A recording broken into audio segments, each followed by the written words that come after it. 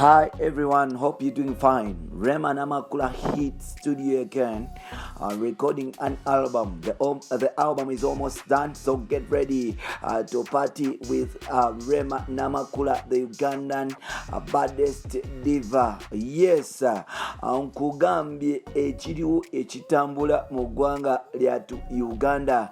Ye mukyala mukulu amanyikiddwa nga Rema Namakula yagambye mmwe mwenna abagenda mu maaso n'okuba nti muziba Kosho, simanyi shiba natade samali album, simanyi ani.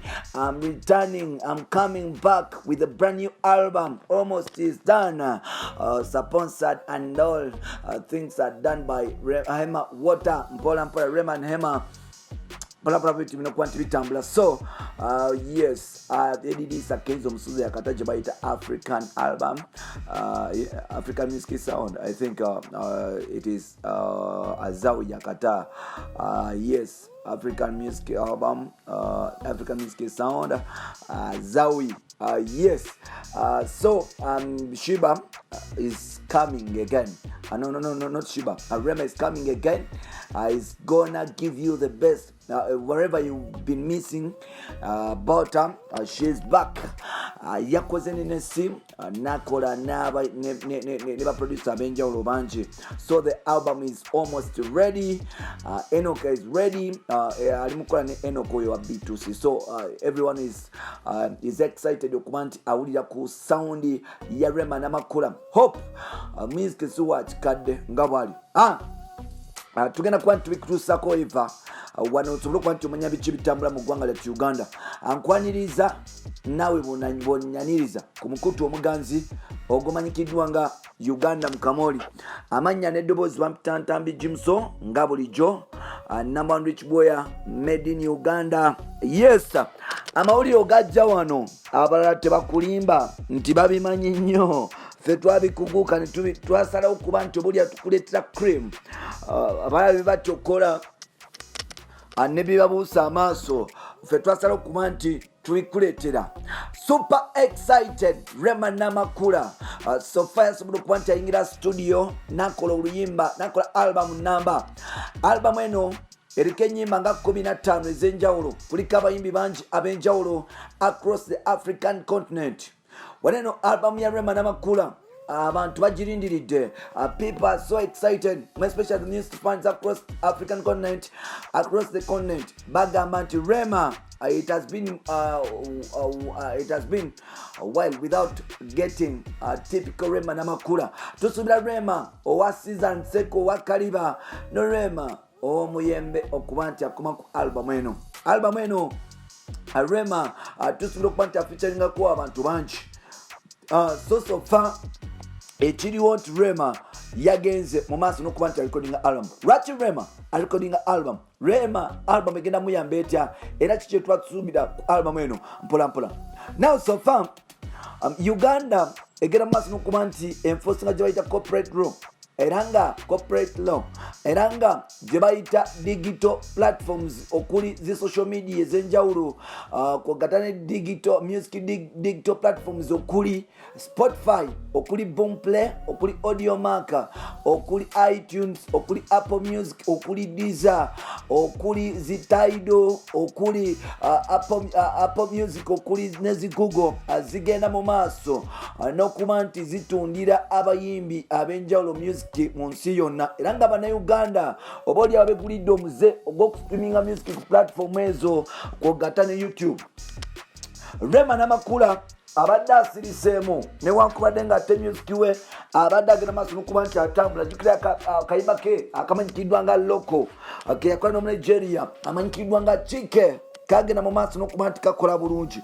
Naye ng'ate Rema ssaawa zino wetwogera anoonya engeri gy'agenda mu maaso n'okuba nti adominatinga mu position eya Uganda musical, especially kubeera nga nti mu bayimbi abakyala. You can't talk about Rema, you can't talk about a female artist without Rema. Nti Rema ina okubeera ku list, nti nga bw'oba bookinga show olina okumakinga sure Rema omuteeka ku list.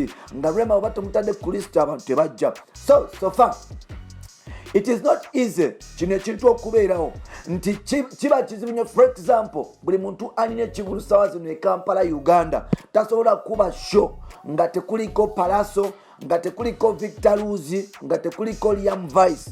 Awo muyimbi omukyalo omulala batera nnyo okugattako Martha Mukisa oba Spice Diana.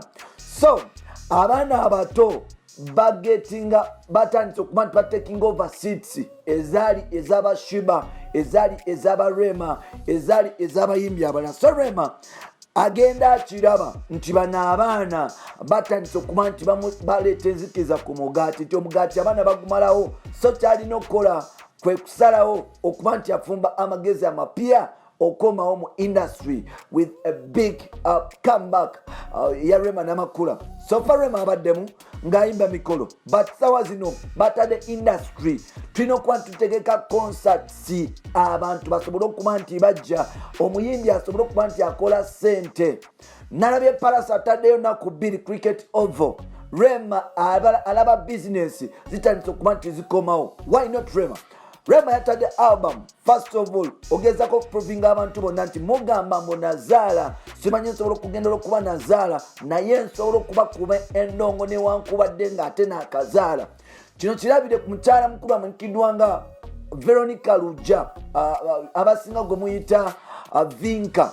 Vinka yali yakazaala almost yasookako Rema katono, yagenze mu maaso n'okuba nti ata ennyimba okuli Thank God, okuli Kimuli Kyange, ennyimba ezo zigenda maaso n'okuba nti zikola bulungi, era nga Vinka obuzadde tekimuganye kuba nti akola ssente. Yakava Juba akubye tours eza Swamps Avenue zonna mu Northern Uganda. Vinka is still making money newankubadde nga yazaala. Why people think Rema can't make money olw'okuba yazaala? So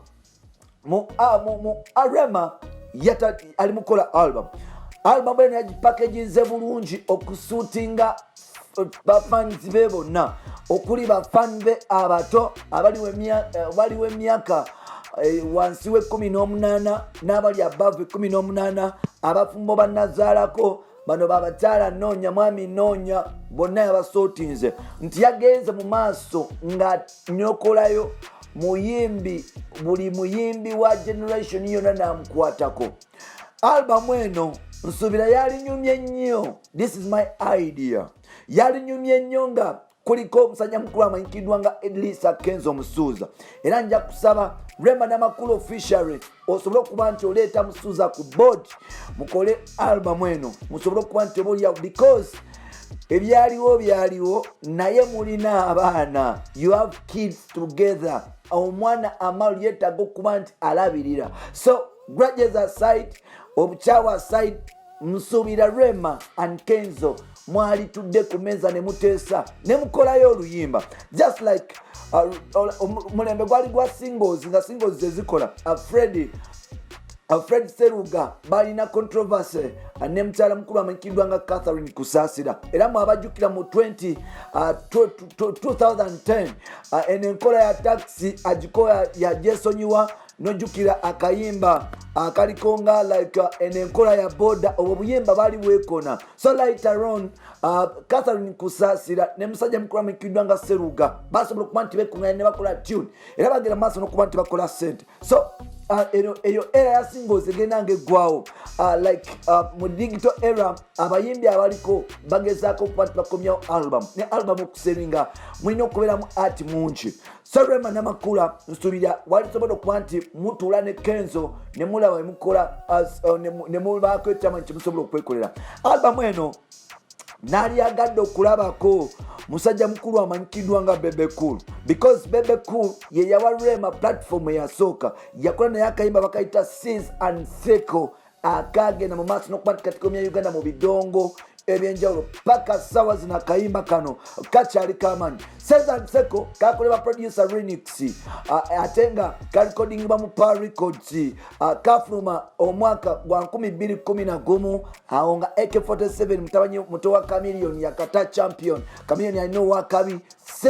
Sis and Seko gagenda mu maaso n'okuba nti kakuba era ng'oba oliawo lwakuba clubs ne uzikizako ku nyimba ezaliwo amaanyi ebiseera ebyo ogira tugire olinga nakawunde yava ekiboga mpolampola bwetyo lwali olwamunugi lwagenda maaso nokuba nti lukako olwokuba oluyimba olwo. So I think Bebe Cool naye Rema nali tusabye okuba nti muteeka ku albamu eno netusobola okuba nti tufunako supu just like Chameleon did Bebe Cool did on his album nti Bebe Cool yakwata Chameleon namuteekako nakwata abayimbi ab'enjawulo. So kweno album nalisuubidde Rema Namakula okubaako ne talent empya gy'aleeta. For example nalaba ba Silk Strat and Roger nga baleeta lakejo mpola mpola. So I think ne Rema Namakula wali badde ng'okwata talent newankubadde nga newe yali baddeemu n'ogireeta ne featuring ku album nofuna test y'abaana abato abajja mpola mpola. So nolwekyo Rema Namakula yasazeewo okubalaga nti okuzaala tekimugjaako okuba nti yakola albamu eno.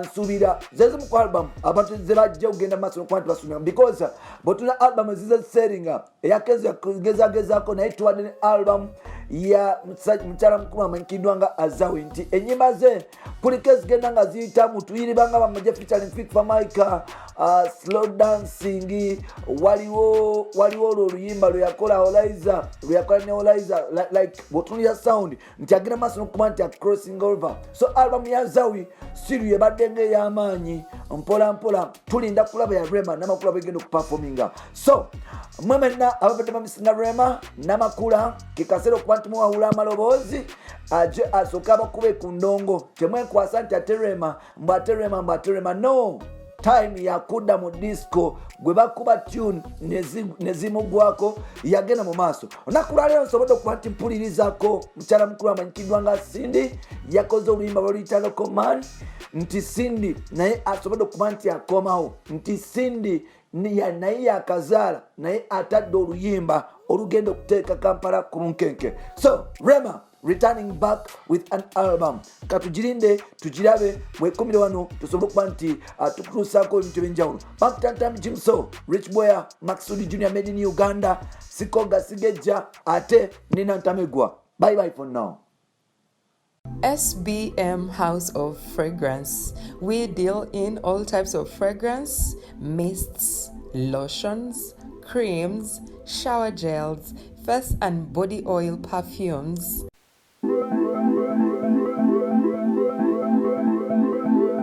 Contact us on 07043 00645 or 078 599 1435. We deliver to your place of convenience.